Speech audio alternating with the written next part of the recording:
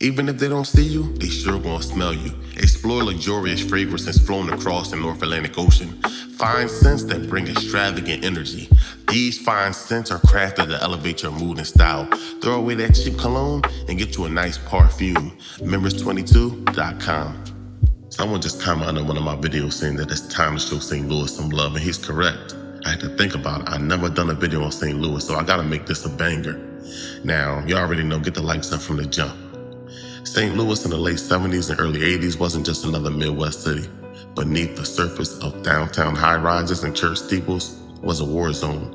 It wasn't about race, it wasn't about politics. It was about drugs, power, and war.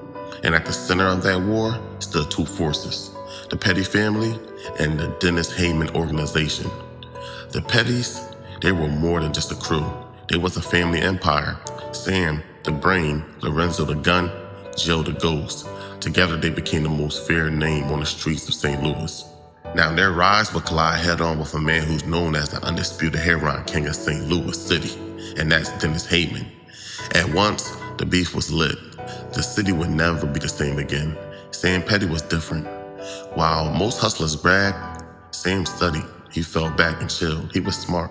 Too smart for the streets. He could have done something else, but too deep to leave. After shooting a police officer in New York, Sam went down. He did his time. He came home on parole, but that didn't change nothing. He didn't come back to lay low. He came back to organize. He came back to game. His younger brother, Lorenzo Petty, was the enforcer. He was cold, quiet, fearless. He was known to walk into the enemy's bars alone, going into their territory with force, 2 pistols under his coat. And he would use them without blinking, without flinching.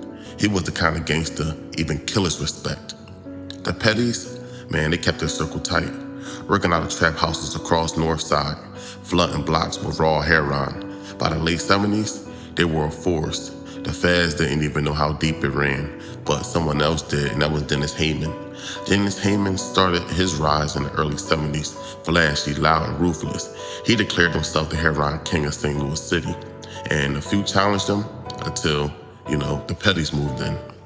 Tension started over street corners and clientele. Haymon's crew said that the Pettys were moving in on their block. The Pettys said Haymon was too soft and loud. Before things get out of hand, it was a neutral friend named Charles Cherry. He tried to mediate the conflict, but all hell broke loose. Cherry pulled up on Joe Petty and Lorenzo, hoping to squash the beef. Instead, they called Sam, who had to find the word. Cherry was taken to a house in the North Side. What happened next will be talked about for decades. Battery acid thrown in his face, then 2 slugs to the head. After Cherry's death, man, there was no turning back. It was all out. 1 week later, Dennis Haymon got a drop on Lorenzo, and his crew rolled deep. Shotguns, rifles, pistols. Man, they was ready to end Petty's run for good. They ambushed Lorenzo outside a known trap spot. But Lorenzo wasn't ordinary. He returned fire with the 2 pistols, ducking behind cars, unloading like a scene from a movie. And when the cops pulled up, they found over 200 shell casings, rifles, and shotguns on the ground. Man, they shot them guns till them joints was empty, bullet holes up and down Teller Avenue. Now, no one talked. They let them guns talk. And a few days later, Sam Petty pulled up on one of Haymon's top runners. He walked straight up to the man, shotgun in hand, and calmly told him, "Go ahead, reach for your piece." Yeah, the runner hesitated, then flinched towards his waist. Sam didn't wait. He blew his chest wide open with the 12 gauge. I talk about DC, Chicago, and all these other places, man, but look, these dudes, they was quick for their guns, man. I'm not gonna lie, they was quick with their guns. But then came the most chilling moment of the war. Dennis Griffin, and that was one of Haymon's most feared enforcer. He was found zipped up in a trash bag, shot execution style in the back of the head, his body dumped like a garbage on the side of the road. Right in the West Side, they dumped him. The Pettys, man, they wasn't just fighting, they was sending a message. And then after that, police, they executed a raid on Sam Petty's home, and what they found looked like a damn military base. They found like more than 4 AK-47s, 2 Uzis, over 1,000 rounds, shotguns, handguns, 10 bulletproof vests, 8 sticks of dynamite, like goddamn, walkie-talkies and maps, like fuck you got maps for? But they weren't just drug dealers, man, as you see, as you hear. They was preparing for urban warfare. For 8 months straight, bodies dropped. Not just soldiers. Innocent bystanders got caught in the crossfire. And you know that's nothing good. So that's when police steps in. On July 4th, snipers opened fire on the crowd outside of JC's Get Up Lounge. 6 people hit, 1 killed. Some lady named Sandra Porter, she was just 21. She caught a bullet in the neck. No one saw who did it, but everyone knew it had something to do with the Petty and Haymon war. So, law enforcement, they step in and they gotta do what they gotta do.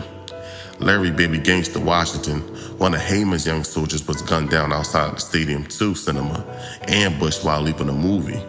On October 2nd, Joe Petty was ambushed while riding through the 3700 block of Matthew Avenue. Caught bullets in his hip and his shoulder, but he survived. Law enforcement questioned it, but he said he'd handle that shit himself. And the Pettys believed Haymon and Griffin were behind the hit. Later that month, Anthony Henderson, a petty lieutenant, was charged in a deadly triple shooting outside a car repair shop, and still the bodies kept falling. Now, Kenneth Vaughn, a suspected Haymon runner, was shot twice. Once in May and again in June. Man, he just kept catching it. He refused to tell police who shot him. The streets had their own justice. So during this war, man, it was just going out, man. Every time they would survive, they'd tell police officers, we ain't talking, man. We handling this shit ourselves. By late 1979, the feds just had enough. They had enough of the innocent bystanders, the shooting in school zones and all types of BS. At first, the game was about money, and then it became a war zone. Haymon was arrested for murder of Jerome Brown, a dealer who allegedly double-crossed him. He was convicted and sentenced to life in prison. But even behind bars, Haymon ruled. He ruled behind bars. Haymon kept running operations. He still had dope spots popping, bringing in those big numbers. Reportedly moving dope through corrupt guards. So it was guards back then seeing the most money that they ever had. He was paying them big time money, like more than what the job was paying, of course. But in 1982, he was stabbed in a prison riot involving an Aryan Brotherhood, losing his eye, but still surviving. With Haymon going, the streets calmed down. Sam died of cancer years later. Joe and Lorenzo, they did their time, but the story remains carved in the concrete of St. Louis. 2 crews, 1 city, dozens dead, thousands of dollars made, all for the love of the dollar.